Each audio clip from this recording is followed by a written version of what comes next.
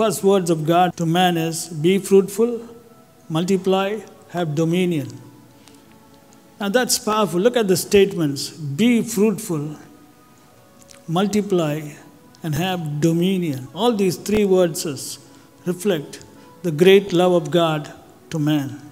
In other words, God was telling man, I'm placing you in this world. Now it's your job to live in this world.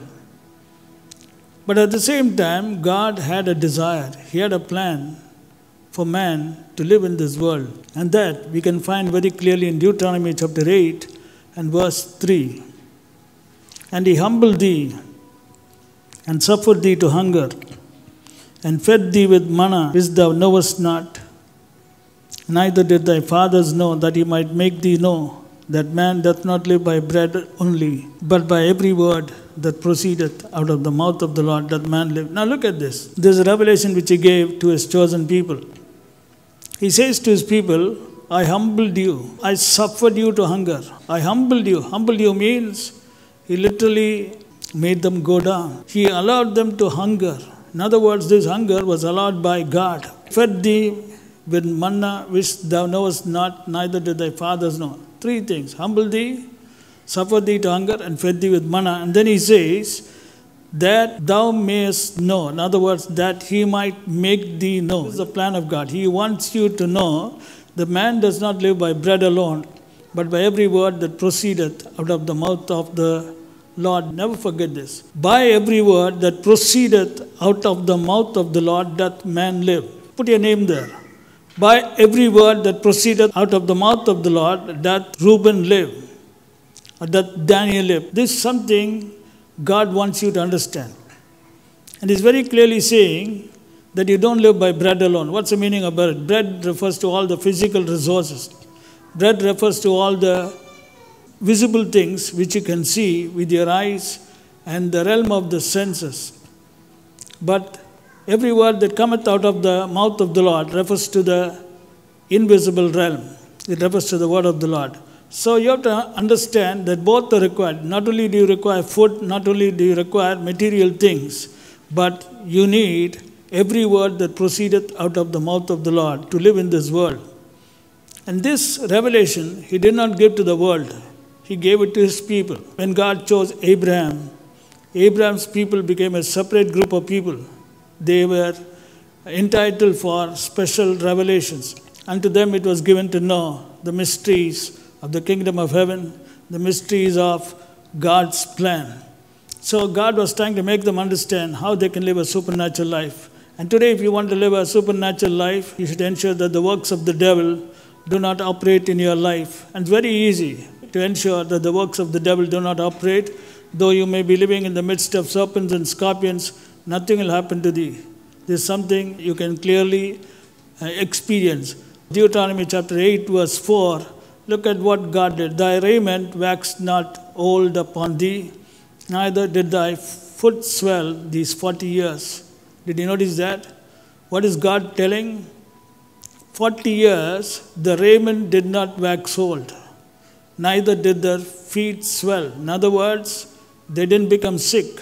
There was no sickness in the body. Their clothes also did not become old. Why?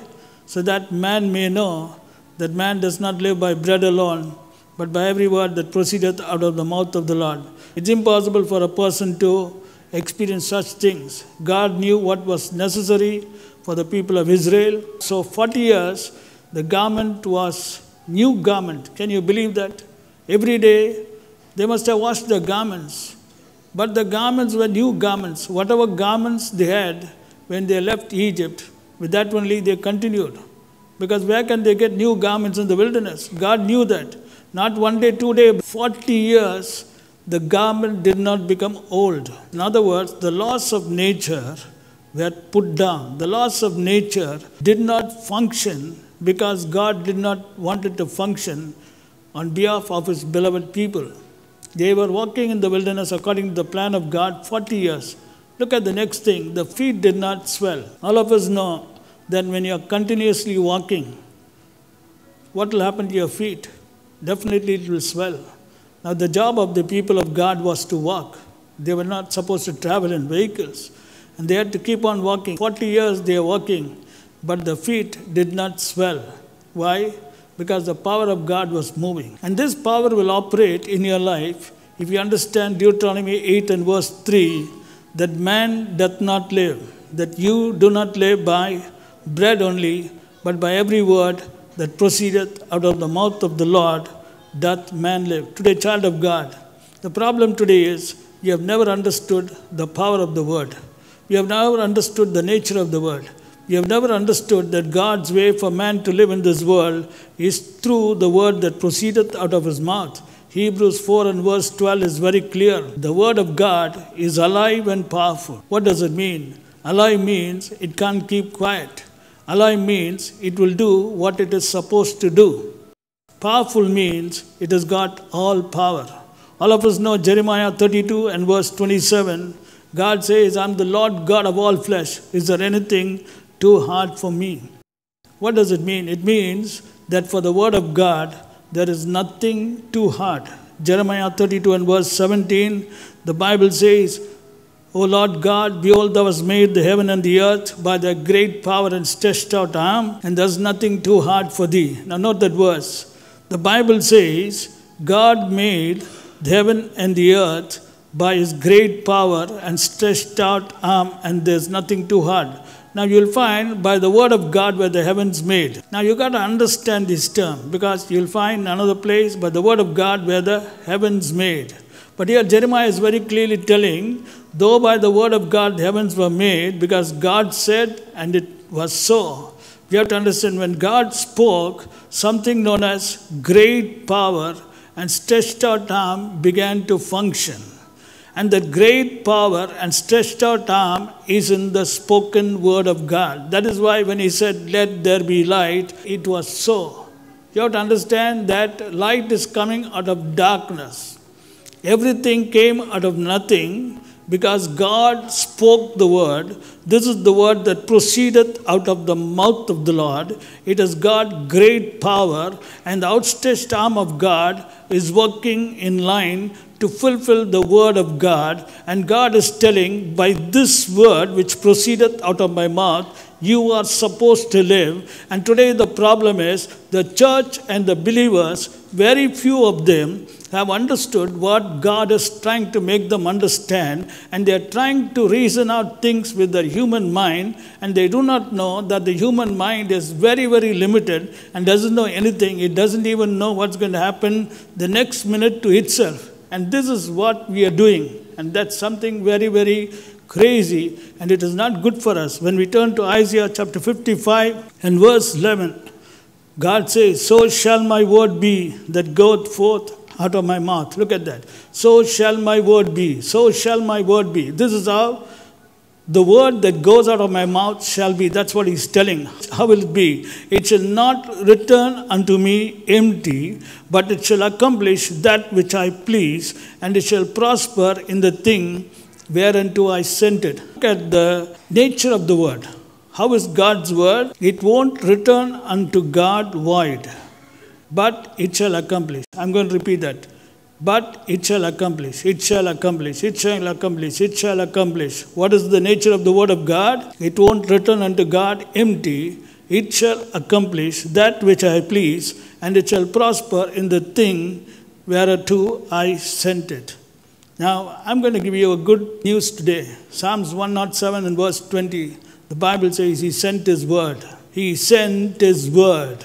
He sent his word. Why did he send his word? To heal them and deliver them from all the destructions. Today, if you're in a sickness problem, today, if you're in a destruction problem, he sent his word and healed them and delivered them. Healed them and delivered them. Healed them and delivered them. They needed healing. They needed deliverance. They needed healing. They needed deliverance. You need healing. You need deliverance. And the way that God does is he sent his word. And Isaiah 55 verse 11 says, so shall my word be that goeth forth out of my mouth. So shall my word be which is sent by me. It shall not return unto me void, but it shall accomplish that which I please, and it shall prosper in the thing whereunto I sent it. That means God has sent the healing word inside your body. Are you listening? He has sent his healing word into your body, And the Bible says, it shall not return unto God empty, but it shall accomplish that thing which I please. What is the thing that God pleases? I am the Lord that healeth thee. I am the Lord that removes sickness from your body. I will remove sickness out of your life. I am the Lord who taketh all sickness out of you. It will accomplish that which I please, and it shall prosper, prosper, prosper in the thing whereunto I sent it. My dear child of God, because God sends His word to heal you, you cannot be sick. God sends His word to deliver you, you cannot be in bondage. The devil cannot control you. The powers of darkness cannot control you. The powers that are operating today cannot control you. And it is time that you understand that you are expected to live by every word that proceedeth out of the mouth of the Lord. And if you don't understand that, the name for that is unbelief.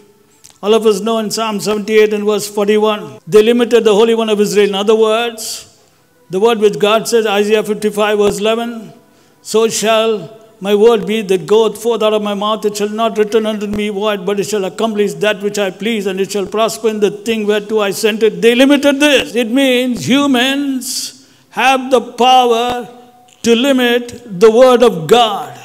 Humans have the power to limit the word of God, but the problem is, as far as you are concerned, you will be limiting only for yourself. The word of God cannot be limited. It will always prosper in the thing that it was sent for. So we have to be careful to ensure that the word of God accomplishes that which God pleases and prospers in the thing that He sent it. And if He sent it to heal you, then ensure that you are healed. If He sent His word to deliver you, then ensure that you are delivered. And be very careful. There's one more verse which I'd like to put before you. It's a very, very interesting verse. Mark chapter 7 verse 13, where Jesus said, making the word of God of none effect through your tradition. Making the word of God of no effect through your tradition. Which means the word of God which is alive and powerful, the word of God which will prosper in the thing that it was sent for, the word of God which cannot return back empty, can be made of no effect. No effect means powerless. No effect means it can't do what it is supposed to do through your tradition. What's tradition? You try to add some of man's thinking to the word of God. It's like adding water to pure milk. And the more water you add, the milk becomes diluted. That's tradition. Tradition is taking a little portion of scripture, diluting it, saying something else. So many things you can ascribe meaning to tradition. But today in your life, if you are not seeing the power of God, if you are not seeing the word doing what it was supposed to do, because the word of God can do anything, it's alive and powerful, omnipotent, can create the universe, can create the heavens, can bring light out of darkness. And if it's not working in your life to remove that ordinary sickness, that ordinary problem, I want you to examine whether there's some tradition in your thinking. And if there's tradition and unbelief in your life, it's time that you revert back to God and ask God, Lord, do something to me. I want to experience and live the way that you want me to live.